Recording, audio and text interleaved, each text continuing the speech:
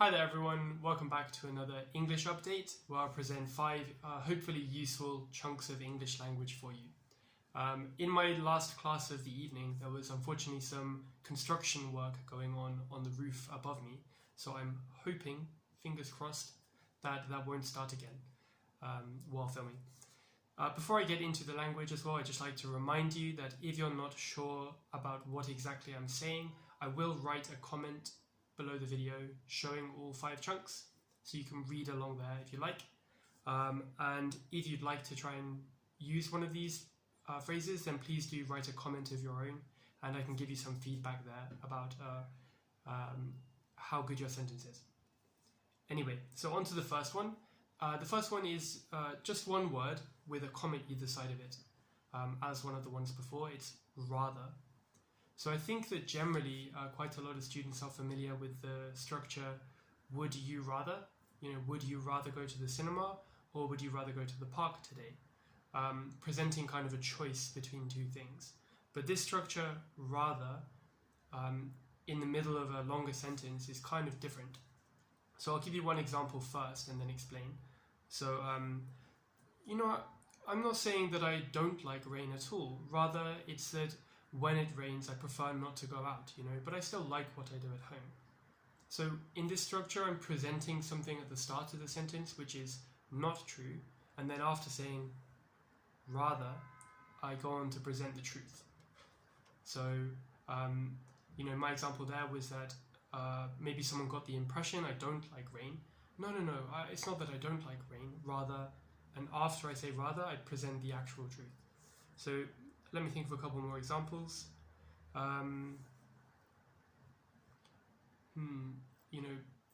It's not that people necessarily can't fall asleep when they suffer from insomnia.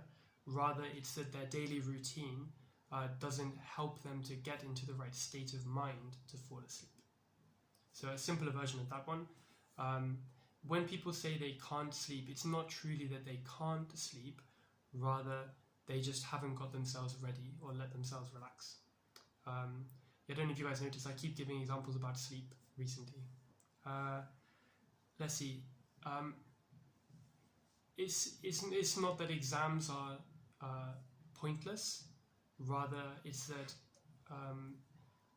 maybe they shouldn't be focused on so much when dealing with younger children in education. So that's rather. And I will leave a couple more examples in the Quizlet for you there. Number 2 is enough for you too.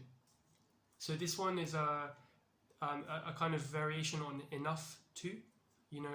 How much, how much beer do you have at home? Enough to throw a party, for example. But enough for you to is used in 2 different ways. One of them is when you're really talking to someone and saying that you can do this with it. So, for example, I left some milk in the fridge for you. How much? Oh, just a little bit. Enough for you to make an omelette or something, right? So I really mean you're going to make the omelette. But it can also be used in contexts where the person isn't going to use it. So as a general you. And I think those ones are kind of more interesting.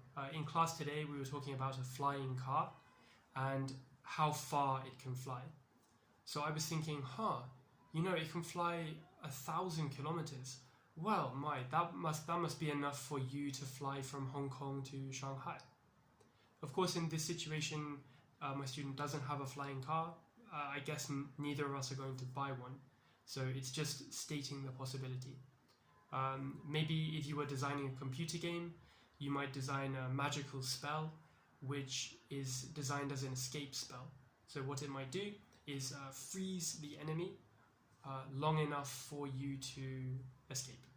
Doesn't mean that you guys are going to go and play the game, but it's a feature that it gives you that much time, rather. Number 3 is beat me to it. So if you go to say something, but someone says it before you, then you would say, you beat me to it. So it's this idea that somebody else got there first, quite simply.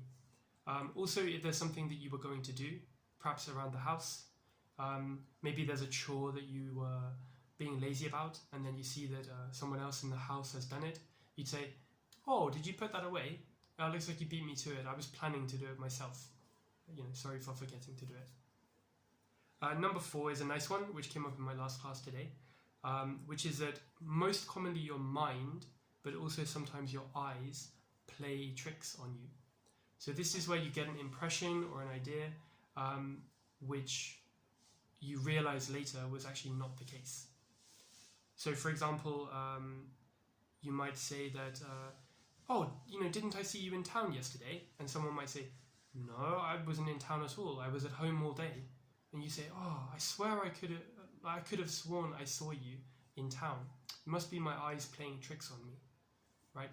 So you're saying that you still think you saw it, but that your eyes must have somehow confused you, or that your eyes are maybe lying to you. So I have a couple of examples actually open on the screen here. Let me see. Yeah, look for a good one. Yeah, I'm sure, like for example, I'm sure that it isn't my mind playing tricks. So, something's definitely going on there. I'm sure it's not just my mind playing tricks. That would be another nice structure. And the last one for today is have what it takes to. So this is commonly used in an even larger structure. I don't know if I have what it takes to.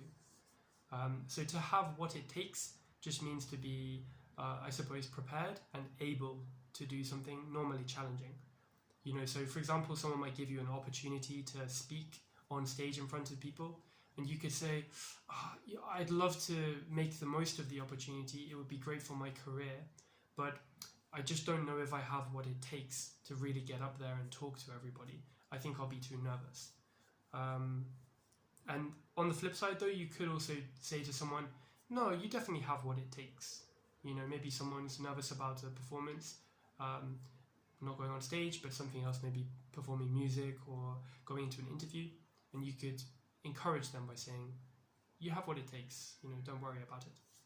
So those were our 5 chunks today. We've got comma, rather, comma, enough for you to, similar meaning to enough to, beat me to it, my mind playing tricks on me, and to have what it takes to. So if you want to test your understanding of these chunks, then check out the Quizlet link in the description below the video, where you can review for free, and you can also test yourself on my other English update sets. Otherwise, I hope you enjoyed that, and see you next time.